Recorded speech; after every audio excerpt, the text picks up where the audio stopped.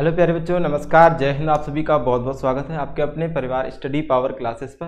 तो बच्चों, आज के इस वीडियो में हम लोग स्टार्ट करने चल रहे हैं क्लास 12 की फिजिक्स, जो आपको बहुत ही अच्छे से बेहतरीन तरीके से पढ़नी है, समझ समझ के पढ़ना है। ठीक है, तो चैप्टर 1 है आपका वैद्युत आवेश तथा क्षेत्र। इसमें जो हम लोग टॉपिक पढ़ने चल रहे हैं वो आपका टॉपिक है कूलाम का नियम। तो कूलाम ने क्या नियम प्रतिपादित किया, इनका नियम क्या है, इसको अच्छे से समझना है। एग्जाम में आपकी ये 2 नंबर या 3 नंबर, 2 से 3 नंबर में पक्का पूछा जाता है। ठीक है, तो चलिए समझते हैं कूलाम का नियम क्या है। तो आइए बच्चों बात करते हैं कूलाम का नियम। तो कूलाम ने जो नियम प्रतिपादित किया वो क्या है, समझिएगा। देखो, मान लो बच्चों यहाँ पे दो आपके पास स्थिर बिंदु आवेश है। एक आवेश है आपके पास Q1 है और दूसरा स्थिर जो बिंदु आवेश है वो आपके पास Q2 है। क्या है, Q2। और इनके बीच की जो दूरी है, इनके बीच की दूरी है वो R है। क्या है, R। ठीक है, तो कूलाम ने क्या बताया कि अगर आवेश एक Q1 Q2 इनके मध्य में दूरी R है तो इनके बीच कोई बल कार्य करेगा F। कोई भी बल हो सकता है, ये आकर्षण बल, प्रतिकर्षण बल हो सकता है। ठीक है, तो आकर्षण और प्रतिकर्षण बल क्या होता है थोड़ा सा समझ लेते हैं बच्चों। जैसे मान लो आपके पास एक प्लस Q आवेश है, ये Q1 है, और ये दूसरा जो आवेश है Q2 ये भी प्लस का है। तो ये जो बल लगाएगा वो इस साइड में लगाएगा बाहर की तरफ, और यहाँ पे जो बल लगेगा बाहर की तरफ। तो जो दोनों दर बाहर की तरफ लगे एक दूसरे से अपोजिट, तो ये बल हो जाते हैं बच्चों प्रतिकर्षण बल। कौन से बल, प्रतिकर्षण बल। तो दोनों अगर समान प्रकृति के आवेश हैं तो वहाँ पे जो बल लगेगा वो प्रतिकर्षण बल लगेगा। जैसे दो लड़के हैं, अगर वो बल लगाएंगे तो एक दूसरे से क्या होंगे, प्रतिकर्षण बल लगेगा, उनके बीच कोई आकर्षण नहीं होगा। लेकिन अगर एक प्लस आवेश है और एक माइनस का आवेश है तो ये दोनों विपरीत प्रकृति के हैं, एक तो लड़का एक लड़की, तो दोनों के बीच कौन सा बल लगेगा, आकर्षण बल। तो इनके जो बीच जो बल लगता है बच्चों, आकर्षण बल लगता है। इस बात को ज़्यादा डिटेल में मत ले जाना, केवल ये समझाने के लिए मैंने बोला।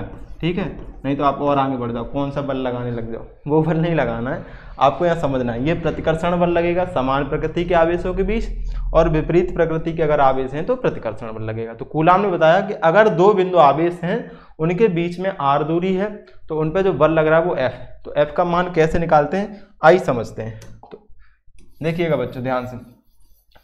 तो देखो, जो कूलाम का नियम था ये आपका चार्ल्स एंगस्ट्रॉन्ग ने सन 1785 में इस नियम को दिया, और उन्होंने बताया कि कूलाम का नियम जो है, इस नियम के अनुसार बच्चों, इस नियम के अनुसार समझिएगा ध्यान से, इस नियम के अनुसार, इस नियम के अनुसार क्या नियम दिया उन्होंने, इस नियम के अनुसार ऐसे लिखो, दो स्थिर बिंदु, दो ये जो बिंदु हैं वो क्या हैं, स्थिर हैं। दो स्थिर बिंदु, इसको थोड़ा सा साइड में कर लेते हैं। अरे फिजिक्स भी आ गया, एक सेकंड बच्चा।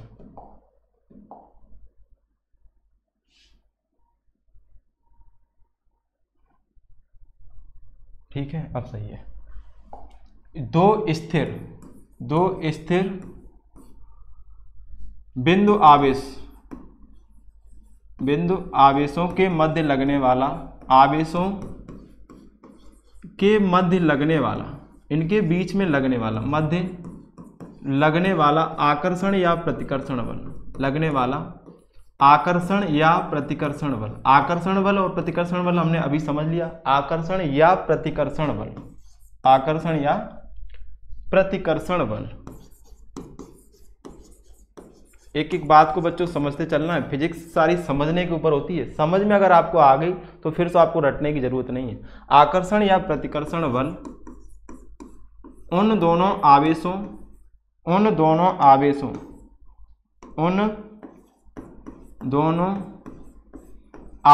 के गुणनफल, आवेशों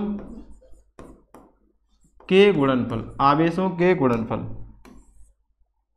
आवेशों के गुणनफल, आवेशों के गुणनफल के परिमाण के अनुक्रमानुपाती, के परिमाण के अनुक्रमानुपाती होता है। अनुक्रमानुपाती। ठीक है बच्चों, पूरा अनुक्रमानुपाती लिखा है, अगर इस साइड ना दिख रहा हो तो आप समझ लीजिएगा। अनुक्रमानुपाती तथा उनके बीच की दूरी के, उनके बीच की दूरी के व्युत्क्रमानुपाती होता है। क्या होता है, व्युत्क्रमानुपाती होता है, व्युत्क्रमानुपाती होता है। ये नियम कूलाम ने दिया। अब इसको समझते हैं क्या करना है आगे। देखो, दो स्थिर बिंदु आवेशों के मध्य लगने वाला आकर्षण या प्रतिकर्षण बल, उन दोनों आवेशों के गुणनफल, जो भी आवेश दिए गए उनका गुणनफल के परिमाण के अनुक्रमानुपाती तथा उनके बीच की दूरी के वर्ग। बीच की दूरी क्या है? r है। बीच की दूरी हमने क्या मानी है बच्चों? r मानी है। यहाँ पे ये जो बीच की दूरी है ये r, इसके वर्ग के व्युत्क्रमानुपाती, ठीक है, होता है। तो अब आप क्या लिखोगे इसके आगे? इसके आगे लिखोगे माना Q1 व Q2 दो आवेश हैं तथा इनके बीच की दूरी r है। बीच की दूरी कितनी मानी बच्चों? r है। और इनके मध्य लगने वाला बल F हो, और इनके बीच में जो लगने वाला बल है वो F हो। इनके मध्य लगने वाला बल F हो,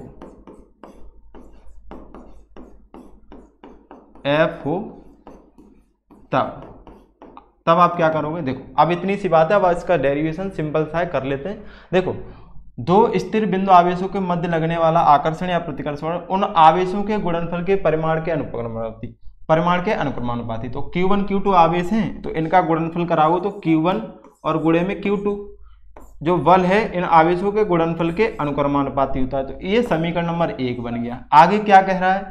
तथा उनके बीच की दूरी के वर्ग के, बीच की दूरी का वर्ग, तो F प्रोपोर्शनल टू 1/r²। बीच की दूरी के वर्ग के व्युत्क्रमानुपाती, तो दूरी का वर्ग किया r² और उसका व्युत्क्रम किया तो 1/r²। ये समीकरण नंबर आपका 2 बन गया बच्चों। समीकरण नंबर 1 और समीकरण 2। अब आप क्या करोगे? समीकरण 1 व 2 से आगे जो लाइन लिखोगे वो क्या लिखोगे? समीकरण 1 व 2 से, समीकरण 1 व 2 से 1 और 2 को जब मिलाओगे तो बच्चों क्या बनेगा? देखो, यहाँ पे भी F प्रोपोर्शनल है, यहाँ पे भी F प्रोपोर्शनल, तो आप लिख दोगे F प्रोपोर्शनल, ठीक है। यहाँ Q1 Q2 ऊपर है, तो Q1 Q2 और बटा में r², बटे में क्या आ जाएगा? r²। ये बन जाएगा आपका इक्वेशन बन जाएगी, ठीक। F proportional to Q1 Q2 बटे में r²। अब आप पूरी फिजिक्स में एक बात याद रखना, जब भी आपका प्रोपोर्शनल का साइन हटेगा तो यहाँ पे बच्चों कोई ना कोई कांस्टेंट जुड़ जाता है जिसका कोई ना कोई मान होता है। तो हम प्रोपोर्शनल का साइन हटाएंगे तो F इक्वल टू लगा देंगे और प्रोपोर्शनल इसकी जगह लग जाएगा K कांस्टेंट। क्या हो जाएगा? Q1 Q2 और बटे में r²। यही जो है आपका कूलाम का नियम है, ठीक है। जहाँ पे आप क्या लिखोगे? जहाँ K एक नियतांक है, K क्या है बच्चों? एक नियतांक है, ठीक है। तो K इक्वल टू इसका जो मान होता है बच्चों 1/4 पाई एफ साइन नॉट। क्या होता है? 1/4 पाई एफ साइन नॉट। क्या मान होता है K का? 1/4 पाई एफ साइन नॉट, ठीक है। तो पहले आप इतना जल्दी से स्क्रीनशॉट ले लो, फिर हम लोग आगे बढ़ते हैं। चलिए बच्चों, अब आगे करते हैं, यहाँ से आपको देखते रहना यहाँ तक का। तो जो K का मान निकाला, K इक्वल टू क्या होता है बच्चों? 1/4 पाई एफ साइन नॉट, ठीक। अब देखो, अभी हम लोगों ने फॉर्मूला क्या निकाला? F इक्वल टू निकाला, देखते हैं यहाँ पे, बता देते हैं आपको। K Q1 Q2 बटे में r², ठीक है। तो K इंटू में Q1 Q2 बटे में r²। इस K की जगह बच्चों ये लिख सकते हैं 1/4 पाई एफ साइन नॉट। तो अब हम K की जगह ये मान रखेंगे अगर, तो क्या बन जाएगा?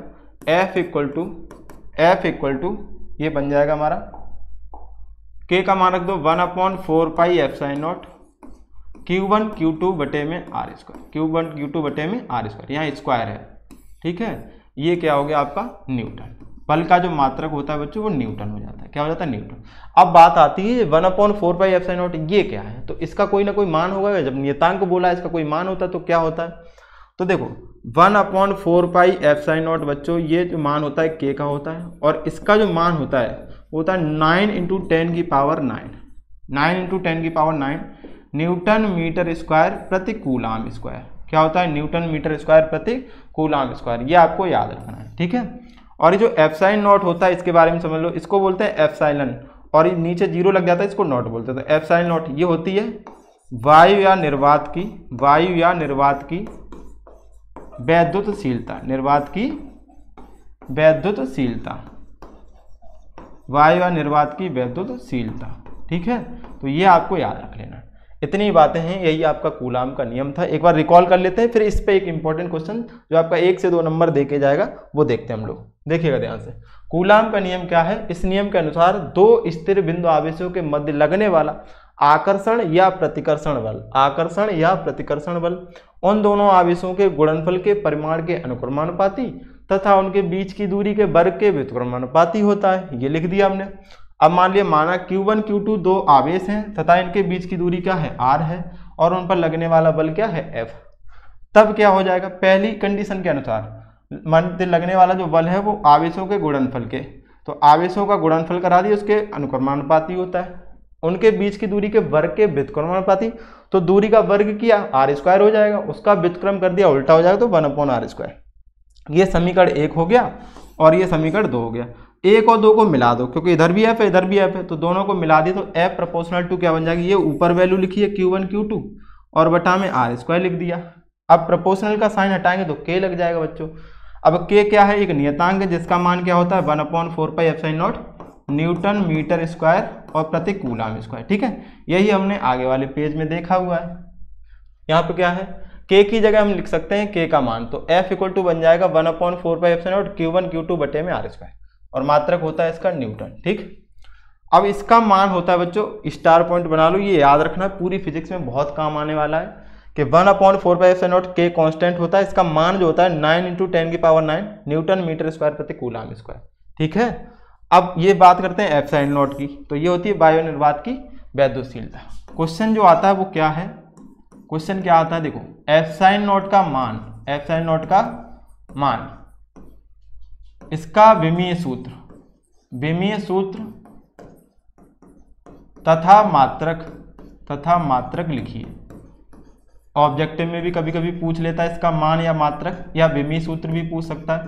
ठीक है, तो इंपॉर्टेंट है, आपको इसको याद रखना है। तो फर्स्ट पॉइंट क्या पूछा है, इसका मान, ε0 का मान, ε0 का मान। तो बच्चों जो इसका मान होता है वो क्या होता है, आइए देख लेते हैं। इसका जो मान होता है 8.1 सेकेंड, जो मान होता है बच्चों वो होता है 8. क्या हुआ इसमें 8.854 × 10⁻⁻12, इसका ये मान होता है। ठीक है, 8.854 × 10⁻⁻12। इसका जो मात्रक होता है बच्चों, मात्रक ε0 का मात्रक जो होता है वो क्या हो जाता है, ये जो लिखा है इसका जस्ट उल्टा हो जाता है, कूलाम स्क्वायर प्रति newton metre square, coulomb square प्रति newton metre square. Second question हो गया।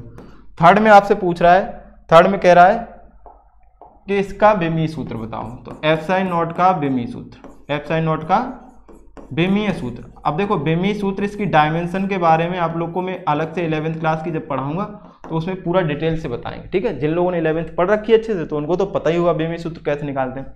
यहाँ पे डायरेक्ट हम लोग याद करेंगे, तो ये होता है m इनवर्स t-3, एक सेकेंड,